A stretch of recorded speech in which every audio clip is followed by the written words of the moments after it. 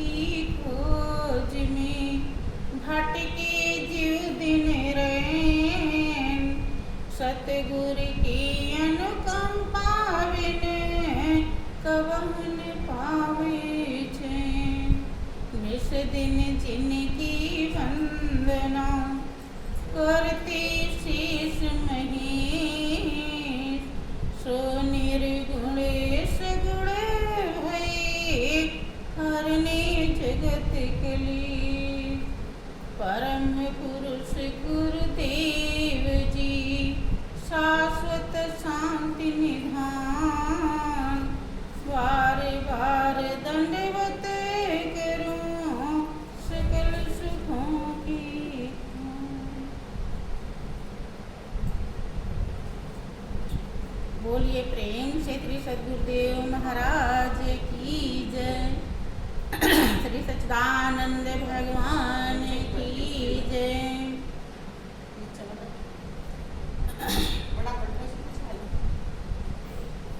प्रिय भाइयों बहनों, वास्तव में ये कटु सत्य है। जब उस महाप्रभु की परम पिता परमेश्वर की असीम दया दृष्टि होती है तभी सत्संग का अवसर मिलता है। सत्संग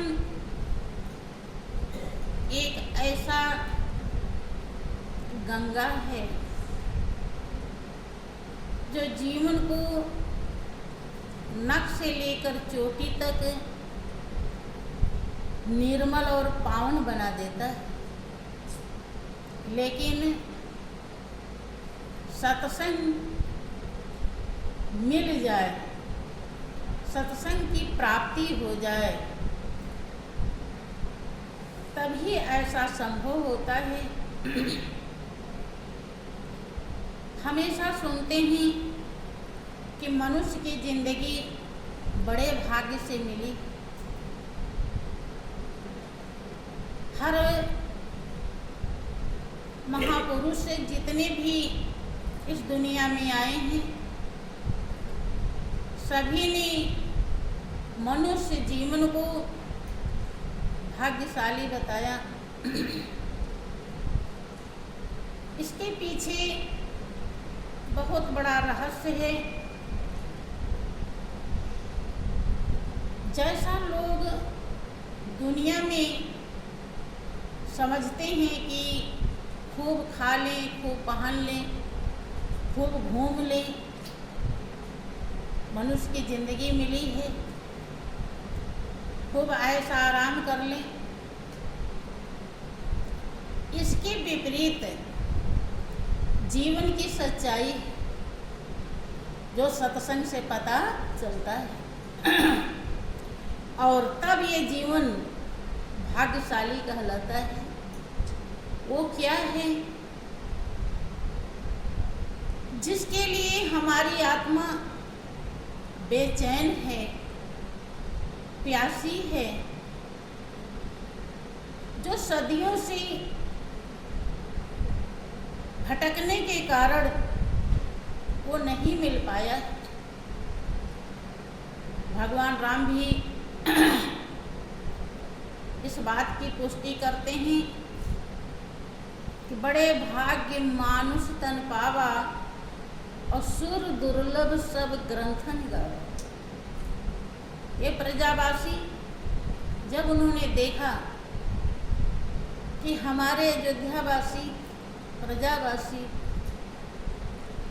जितने काम 84 लाख योनियाँ करती उतने काम ये भी कर रहे हैं, जबकि इन्हें मनुष्य की जिंदगी मिली। इसका मतलब है कि ये जीवन के ध्येय और लक्ष्य को नहीं जानते, तो इन्हें इस सच्चाई को, वास्तविकता को, जीवन के सार को समझाना जरूरी है। तो उन्होंने सभी प्रजावासी को इकट्ठा किया। जितने भी यति सती सन्यासी कवि विद्वान गुरुजन साधु महात्मा सबको बुलाया। अब बुलाने के बाद वो कहते हैं कि ये प्रजावासी, तुम्हारी जो जिंदगी है वो बड़े भाग्य से मिली, क्योंकि इसमें आत्मा की प्यास बुझ सकती है अगर अपने भाग्य को संभाल, आत्मा की संतुष्टि हो सकती है, इसलिए भाग्यशाली। उस उपाय को आप जान जाएं जिससे आत्मा संतुष्ट होती है, तो जीवन भाग्यशाली बन जाएगा। कि बड़े भाग्य मानुष तन पावा और सुर दुर्लभ सब ग्रंथन गावा। के साधन धाम मोक्ष कर द्वारा और पाए न जही परलोक संवारा। के प्रजावासी, जो मनुष्य की जिंदगी आप सभी को मिला है, ये साधन का धाम है और मुक्ति का दरवाजा है। सारे विकारों से, सारे प्रपंचों से, सारे बेचैनी से, सारे टेंशन से इस साधन को पाकर छुटकारा पाया जा सकता है। इसी साधन से, मनुष्य जीवन से हम सब प्रकार के विकारों से अपना दामन छुड़ा सकते हैं। इस लायक है ये। लेकिन अगर छुड़ाने का तरीका नहीं सीखा तो 84 लाख योनियों में और मनुष्य की जिंदगी में कोई भी अंतर नहीं। यहाँ तक कि कुछ माने में और जो पशु पक्षी हैं, जीव जंतु हैं, जानवर हैं, वो मनुष्य से अच्छे कहे जाते हैं। कि देखिए, एक मधुमक्खी को ले लीजिए। कितनी मधुमक्खियां मिल करके एक साथ अपना भोजन इकट्ठा करती, एक साथ रहती, और एक पिता के 2 संतान होते हैं, वो दोनों एक साथ नहीं रहते। मनुष्य अब इस मामला में तो मधुमक्खी से भी गया गुजरा है। देखें, एक बंदर होता है, अगर एक बंदर को, बच्चे को आप छेड़ दीजिए तो जितने भी बंदर हैं सब इकट्ठे हो जाते हैं, चाहे आप डंडा ही क्यों न लिए हो, वो आपके ऊपर दौड़ पड़ते हैं, हमला कर देते हैं। लेकिन मनुष्य, अभी आप सुने थे होंगे कि एक लड़की को एक लड़के ने इसी चलते रोड पर, जहाँ सभी लोग आ जा रहे हैं, के 16 चाकू मारा और मारने के बाद पत्थर से उसके सर को कुचल दिया, फोड़ दिया, और कोई भी कुछ बोला नहीं। सब आ रहे और जा रहे। एक पड़ोसी के यहाँ बदमाश दस्तक दे देता है तो दूसरा पड़ोसी दरवाजा बंद कर लेता है, लेकिन बंदर ऐसा नहीं करते। तो मनुष्य की जिंदगी मात्र एक ही का कारण, जैसे तमाम उदाहरण है, एक ही अच्छाई है मनुष्य के अंदर, जो आत्म संतुष्टि, आत्मा की प्यास, इस जीवन को पाकर, इस साधन को पाकर, इस देह को पाकर, इस काया को पाकर के आप प्राप्त कर सकते हैं। इसके अलावा और कोई जीवन नहीं है। इसीलिए ये भाग्यशाली है। और ये काम अगर हम नहीं कर पाए तो ये जिंदगी व्यर्थ चली जाती है। भगवान राम कहते हैं कि कबहू के करी करुणा नर देहि, और देत ईस बिनु हेतु स्नेहि। जो करुणा निधि, जो दया का सागर है परमात्मा,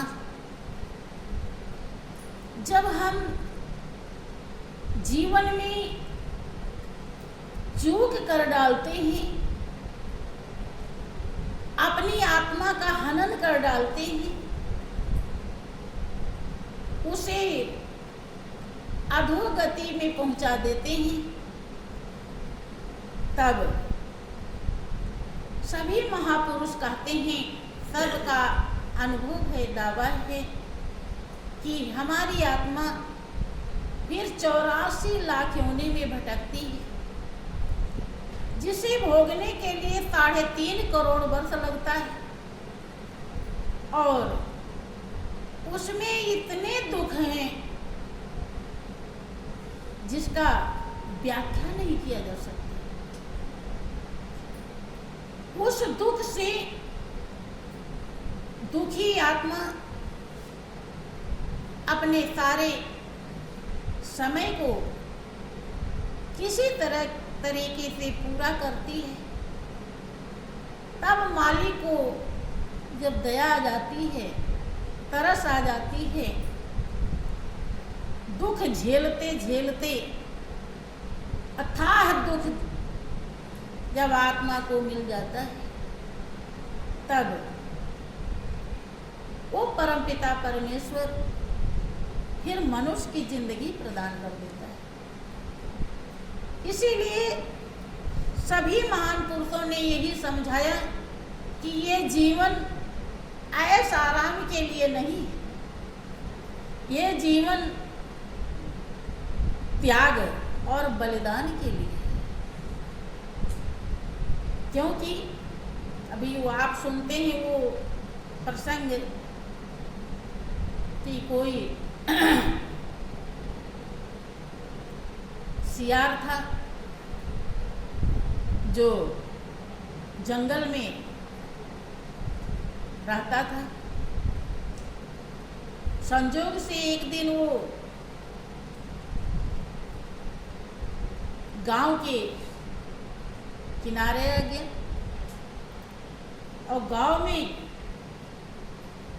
भड़भूजों की बस्ती थी, भटनागर रहते थे, जो भार तो जानते ही हैं, जलाते हैं।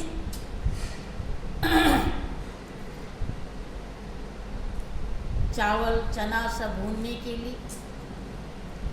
तो ठंड का समय था, बहुत शीतलहरी चल रही थी, सियार को बहुत ठंड लग रही थी। वो सोच रहा था ठंड कहाँ से दूर करें, कैसे दूर करें, कहाँ से हमको गरमाई मिले। इधर उधर भटक रहा था, दौड़ रहा था।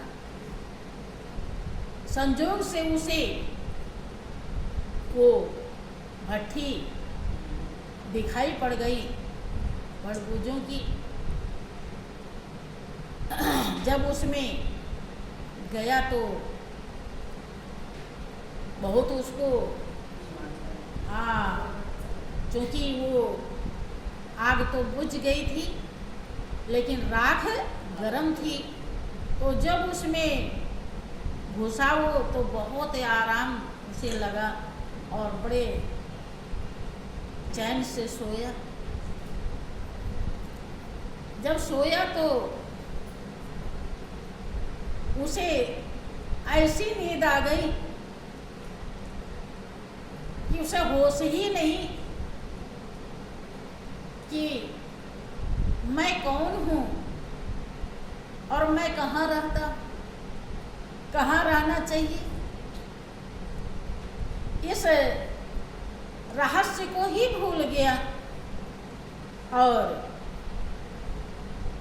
पूरा समझ लिया कि ये भट्टी तो अब मेरी ही है और आराम से उसमें पड़ा रहा। और जब और भटबूझे आए, क्योंकि उन्हें सवेरा हुआ, अब उन्हें तो ढूंढना है, ढुनाई का काम करना है। अब देखेंगे इसमें तो भट्टी में सियार सोया हुआ, गीदड़। अब सब ने उसको पकड़ लिया, घेर लिया और इतना मारा, कुछ लोग खाते भी हैं, मार ही डाला और खा लिया।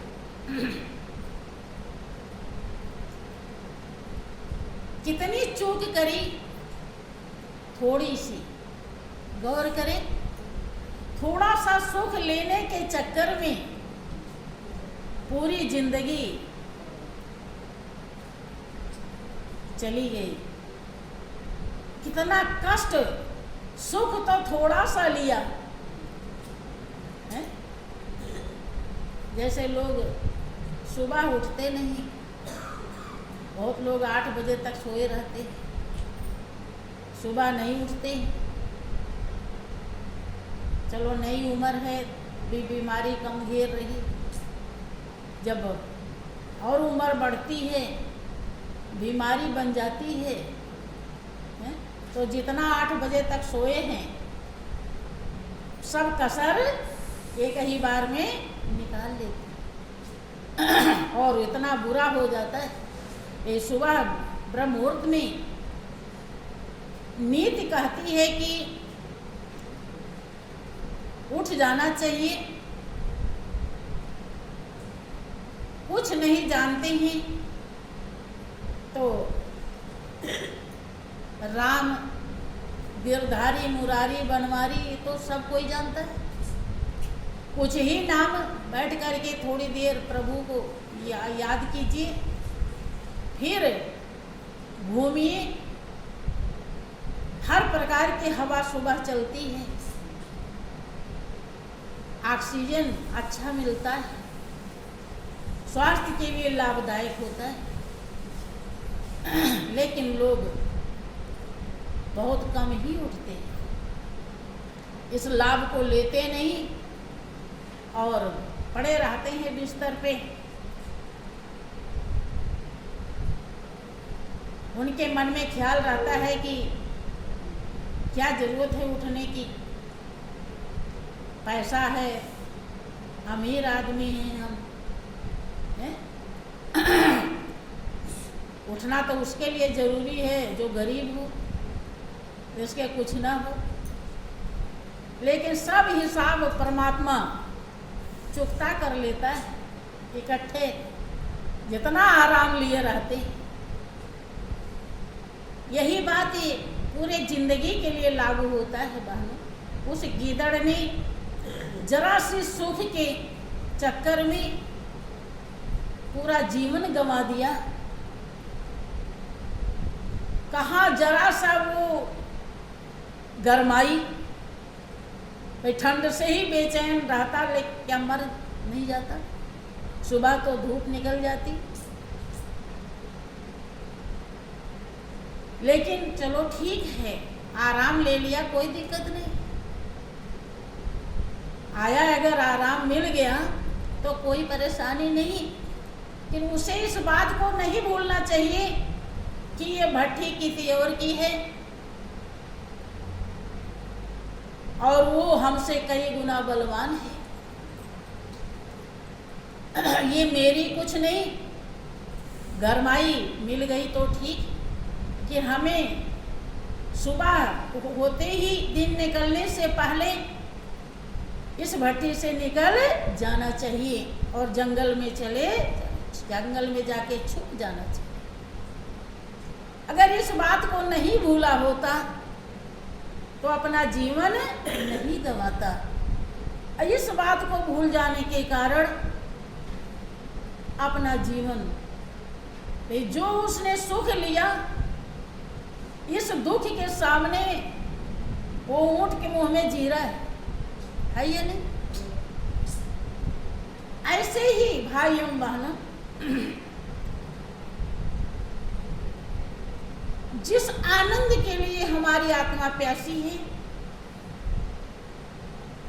जिसे परमानंद कहा जाता है, ब्रह्मानंद कहा जाता है, उस आनंद के सामने दुनिया का जो भी आनंद है वो ऊंट के मुंह में जी रहा है। लेकिन उस आनंद के रहस्य को न जानने के कारण हम उसी काम, क्रोध, मद, लोभ, अहंकार में पड़े रहते हैं। सोचते हैं कि इसकी कामना करेंगे ये मिलेगा तो हमें सुख मिल जाएगा, वो ऐसा नहीं कर रहा है, उस पर क्रोध करेंगे तो उधर से हम मान बड़प्पन पा जाएंगे, वो हमारा ये चीज ना लेने पावे उसका हम ले लें, इस लोभ में लगे रहते हैं, तो इससे हम फिर सुखी हो जाएंगे। हर किसी के ऊपर उसकी अच्छाई न देखकर कमियां देखते रहते हैं। जो जीवन का सार है, ध्येय और लक्ष्य है, उस रहस्य को हम भूल जाते हैं। पूरे जीवन भर काम, क्रोध, मद, लोभ, अहंकार में जीते रहते हैं, लेकिन हाय हाय खत्म नहीं होता, जीवन संतुष्ट नहीं हो पाता। कभी गौर नहीं करते, विचार नहीं करते, ध्यान नहीं देते कि ऐसा क्यों, क्या बात है। जब हमारे पास मकान भी है, बाल बच्चे भी हैं, घर परिवार भी है, खेती बाड़ी भी है, पैसे की भी कमी नहीं है, नौकरी चाकरी भी है, फिर भी संतुष्टि क्यों नहीं है? आखिर बात क्या है? या तो संतुष्टि हो ही ना, और अगर है तो कहाँ है, कैसे, क्या है? इस रहस्य को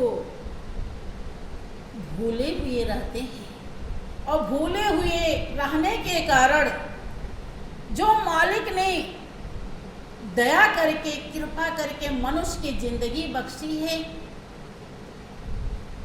उसकी दया और कृपा को पैरों से कुचल देते हैं, अर्थात कृतज्ञ बन जाते हैं, उसके किए गए उपकार को मानते नहीं, और कृतज्ञ का कहीं भी निस्तार,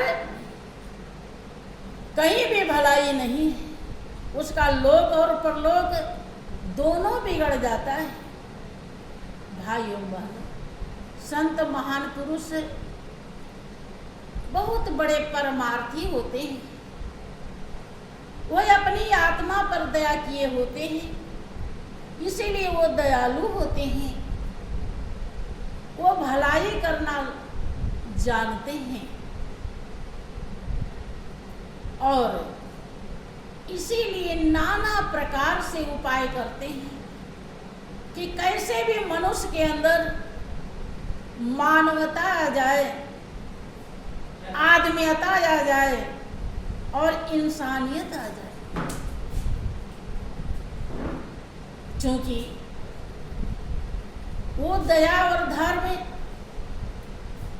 अगर आपने मनुष्य की जिंदगी में धारण नहीं किया तो आपने जीवन के रहस्य को समझा और जिंदगी यूं ही चली जाएगी। अगर परमात्मा से प्रेम नहीं लगाया तो सारा लगाव जो है, जितने भी हमारे रिश्ते नाते हैं, जिनसे भी हमारा लगाव है, वो मात्र एक अभिशाप बन जाता है, वो कभी वरदान नहीं बन पाता। इतना बड़ा अभिशाप बनता है कि हमें 84 लाख जन्म तक ठोकर खाना पड़ता है। अब इससे बढ़कर अभिशाप और क्या? आप गौर करें, केवल थोड़ी सी चूक, जैसे उस गीदड़ ने जरा सी चूक की थी कि उठ करके टाइम से चला नहीं गया, पड़ा रह गया उसी भट्टी में। ऐसे ही हम खाएं पिए सोएं जागे, इसके लिए मालिक ने आपको जिंदगी में कोई रुकावट नहीं की है। आपके लिए सब कुछ बनाया है कि लाखों न्यामतें दी तेरे यार हमको, और कैसा खुद गर्ज भूला तू भगवान। सब कुछ इसीलिए दिया, जैसे आप देखते हैं कि हमारा बच्चा जब स्कूल जाएगा तो इसके लिए हर व्यवस्था चाहिए है। आप लोग बस भी कर देते हैं, उसके लिए रिक्शा भी कर देते हैं, उसके लिए कॉपी पेंसिल कलम जो भी ज़रूरत होती है, उसके लिए फीस 1 लाख 2 लाख लग रहा तो उसकी भी आप व्यवस्था करते हैं। उसके लिए आप जो उसका वर्दी है, पोशाक जो लग रहा है स्कूल में, ड्रेस, आप उसकी भी व्यवस्था करते हैं। भले दिक्कत से करनी पड़े, किस लिए? कि ताकि ये विद्या को अर्जित कर ले, ये विद्या में पारंगत हो जाए, ये पढ़ाई कर ले, अपनी डिग्री प्राप्त कर ले और डिग्री प्राप्त करके ये किसी लायक बन जाए। इसीलिए मालिक ने आपको यही बात यहाँ भी लागू होता है। मनुष्य की जिंदगी 84 लाख योनि में से निकाल करके दिया, जो साधन का धाम है, मोक्ष का दरवाजा है। सारे विकारों से, सारे प्रपंचों से आप छुटकारा पा सकते हैं। 84 लाख योनि में मनुष्य की जिंदगी, हर योनि की तिरताज है। सब बढ़िया पेटेंट व्यवस्था दिया, कितने फल फ्रूट आपके लिए बनाए, कितने मेवा मिष्ठान बनाए, कितने अन्न बनाए, दूध मलाई रबड़ी बनाई, क्या क्या बनाया, कितनी सब्जियां बनाई, गिनती नहीं। कि ये सब आप खा करके, ले करके, पहन करके, रह करके अपने मंजिल को प्राप्त हो जाएं, अपने सुख शांति आनंद को प्राप्त कर लें, जो 84 लाख योनि में नहीं कर पाए। और ये सब इतनी व्यवस्थाएं लेकर के है भाई, बच्चे को आपने खूब व्यवस्था दिया और अगर वो पढ़ा नहीं, कैसा लगता है आपको? फिर पढ़ाने का मन कहता है। एक समय आता है कि आप उसे घर बैठा देते हैं, वो जाकर इधर उधर घूमता रहे,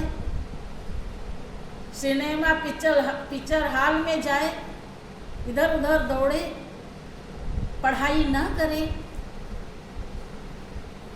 आपका दिल दुखी हो जाता है, फिर आप उसे पढ़ाते, भले कितना भी पैसा क्यों ना हो, लेकिन अगर वो पढ़ना नहीं चाह रहा तो आप नहीं पढ़, भले फिर आप उसकी व्यवस्था में भी कमी कर देते। जब पढ़ रहा था जैसी व्यवस्था आप दे रहे थे वैसी व्यवस्था फिर देते। यही काम मालिक करता है। आप जितना मालिक के लिए प्रिय हैं किसी के लिए प्रिय नहीं। आपको लगता है कि मेरा बेटा प्रिय, मेरी माँ प्रिय, मेरे पिता प्रिय, मेरी पत्नी प्रिय, पति प्रिय, सबसे ज्यादा प्रिय वो है जिसने आपको बनाया है, जो आपको आबाद रखा है, जो आपके श्वास को चला रहा है, जो हरदम आपको क्या होना चाहिए, कैसे होना चाहिए, कहाँ होना चाहिए, सब निगरानी रखा है, वो प्रिय है। ये रिश्ते नाते तो कुछ भी नहीं रखते हैं, इनके बस की कुछ भी, ये बेकार में नवाब बने रहते हैं कि हम ये हैं तो वो मालिक बने रहते, ये न करो, वो न करो, वो न करो। और वो जो सर्वस्व है, सर्वज्ञ है, भूत वर्तमान भविष्य तीनों काल का दृष्टा है, कब आपको क्या होगा, कब आप कहाँ क्या खाएंगे, क्या पहनेंगे, कहाँ रहेंगे, वो सब जानता है। विचार कीजिए कि उसका रिश्ता कितना सगा है, और उसके लिए अगर हमसे चूक हो गई